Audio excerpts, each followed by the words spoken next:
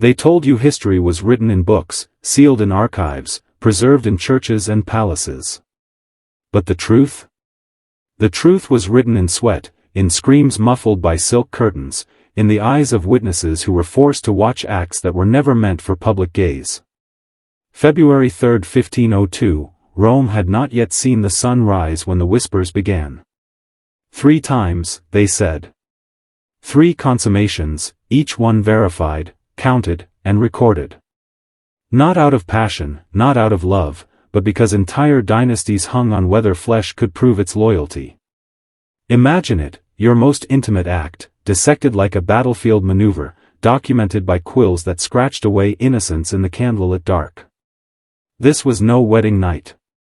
This was a trial by endurance, a theater of flesh turned into political contract.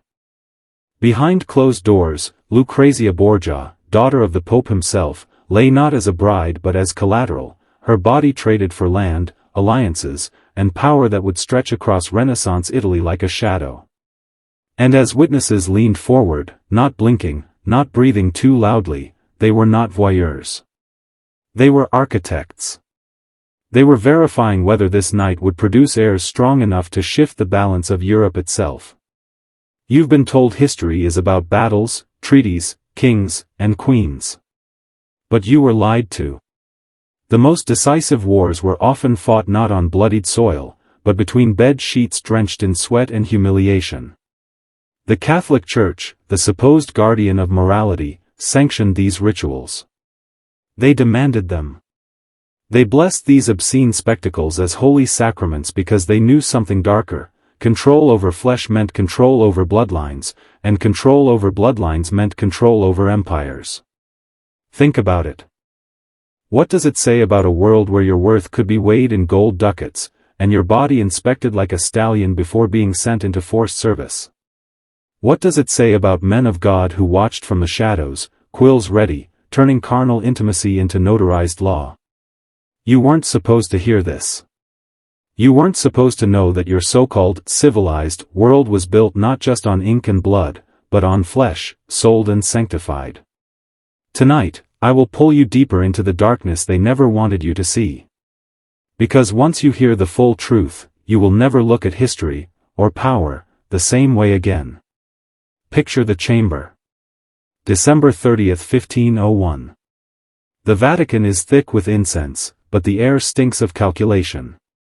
At the center of the room stands Lucrezia Borgia, only 21, silent as her father. Pope Alexander VI, barters her future with the same cold precision a merchant might haggle over livestock. 100,000 gold ducats. That was the opening number.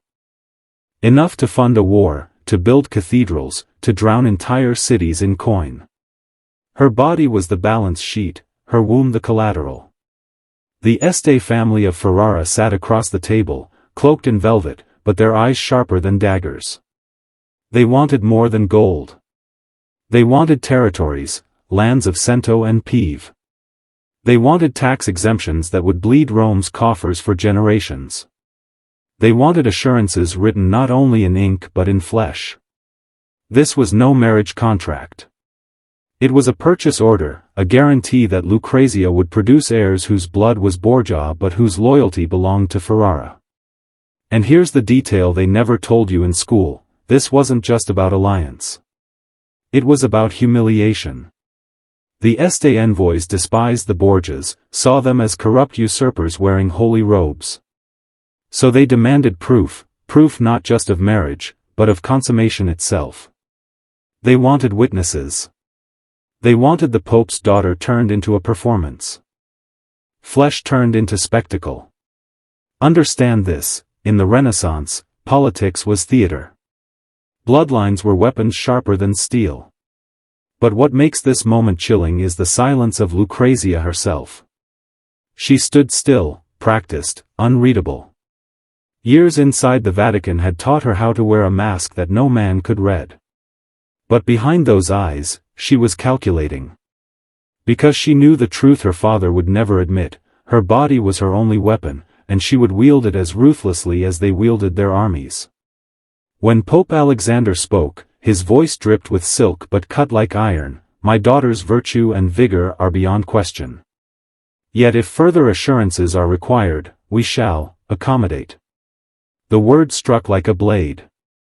Additional assurances meant only one thing. The deal would not be sealed in parchment alone. It would be sealed in sweat, in penetration, in witnesses marking down each moment as if it were scripture. This was the Vatican's true marketplace, where salvation was sold, where bodies became contracts, and where a young woman's worth was tallied not by love, not by dignity, but by what could be proven in a single night. The wedding night was not private. It was never meant to be. Behind silk curtains, beneath candlelight heavy with the scent of burning wax, Lucrezia Borgia lay beside Alfonso d'Este. But they were not alone. In the shadows, silent men watched, scribes, priests, envoys, faces fixed like statues, eyes refusing to look away. Their task was not passion, not celebration, but verification. Every sigh, every movement, every consummation had to be documented, counted, confirmed. 3 times before the night ended. That was the record. 3 full consummations, each noted with the scratch of quills against parchment. Imagine the pressure. Imagine the weight of empire resting on flesh performing on command. The witnesses weren't perverts, they were architects of dynasties. The act itself wasn't lovemaking, it was politics in its rawest, most primal form. Flesh became the battlefield. Orgasm became treaty. Breathless exhaustion became proof of empire's continuation. For the Este family, this was insurance. They wanted heirs. They wanted living evidence that the Pope's daughter could produce sons strong enough to defend their bloodline. For the Vatican, it was theater, showing the world that even behind closed doors, Borgia power could not be questioned. The whispers that night weren't endearments, they were confirmations. Yes, it is done. Yes, it is valid. Yes, it is sealed. But here's the part no textbook dares to reveal, the humiliation was intentional. This ritual was not only about securing heirs. It was about submission. By turning the Pope's daughter into spectacle, by forcing her intimacy into the public record, Ferrara ensured dominance. They were not just marrying her. They were conquering her, body and soul. And yet, Lucrezia was no victim. Behind her calm eyes, she understood the game. If her body was the currency, then she would set its value. Each movement, each sigh, each staged glance at her husband became performance. She was not just enduring the gaze of witnesses. She was mastering it.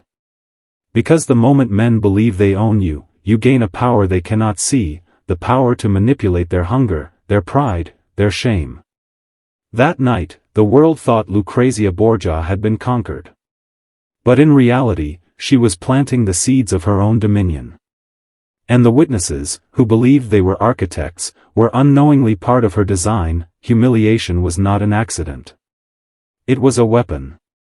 The Catholic Church, the noble families, the power brokers of Renaissance Italy, they understood a principle darker than any battlefield tactic: if you can make someone expose their most private self in front of others, you own them. You do not just break their body. You break their spirit, their privacy, their identity. This was the psychology of dominance: humiliation as currency, shame as leash. Think about the spectacle of Lucrezia's wedding night. It was not simply a bizarre ritual. It was systemic. It sent a clear message: no one, not even the Pope's daughter, was untouchable. Flesh was property, intimacy was contract, and a woman's worth could be reduced to performance under scrutiny. By making the private public, the Este family and the Vatican created a blueprint, a system where power fed not only on loyalty but on degradation. This system survives today in forms most men never recognize. Strip away the costumes, the incense, the Latin contracts, and what remains is timeless. Those who rule understand that exposure equals control. Force a person to surrender their dignity in front of witnesses, and they will live forever in chains, whether of shame, silence, or obedience. But here's where the story sharpens into something more dangerous. Lucrezia was not just a pawn. She understood the mechanism. She saw that her body was the currency, but her silence, the mask she wore, was her weapon. She endured the ritual not as a victim but as a strategist. Because once she accepted the terms of their humiliation, she gained a unique advantage: she could manipulate those who believed they had stripped her bare. Do you see it now? This is the paradox of power. The very act meant to destroy her privacy gave her leverage. The witnesses thought they had reduced her to nothing, but in truth, she had seen the secret workings of their system. She knew their hunger, their need for verification, their fear of deception. And when you know the secret weakness of power, you can begin to bend it. Understand this: the institutions of old, just like the institutions of today, build their empires not on strength, but on the ability to force obedience through exposure. But the man who sees the game, the man who can wear the mask while holding the truth inside, he becomes untouchable. Do you feel it yet? That subtle shift in your chest, the tightening in your breath, as if what you're hearing isn't just history, but a mirror held up to the world you live in right now? That's not an accident. Because this story is not just about Lucrezia Borgia or Renaissance Italy. It is about you. About the way institutions, then and now, have designed systems to strip you of power while making you believe you're free. Understand this: humiliation, exposure, control, it has never gone away. It only changed costumes. Today it hides in contracts you never read, in surveillance you never agreed to, in algorithms that record your desires and sell them back to you. The same principle remains: if they can force you to reveal yourself, they own you. If they can make your private self public, they control you forever. But here is where transformation begins. You are not a passive witness in this descent. You are not one of those scribes in the corner, quill in hand, recording someone else's fate. No. You are the one being awakened. And if you choose, you can step outside of their design. But choice requires a mark, a sign to yourself, and to this brotherhood of those who see through the veil. So I want you to do this right now. In the comments, write the phrase, "I own my flesh, I own my fate." Write it twice. Not once, twice.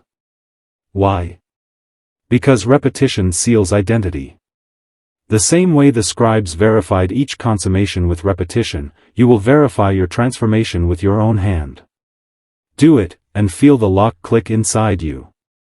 This is no mere ritual for the algorithm. This is the moment you mark yourself as someone who refuses to be owned.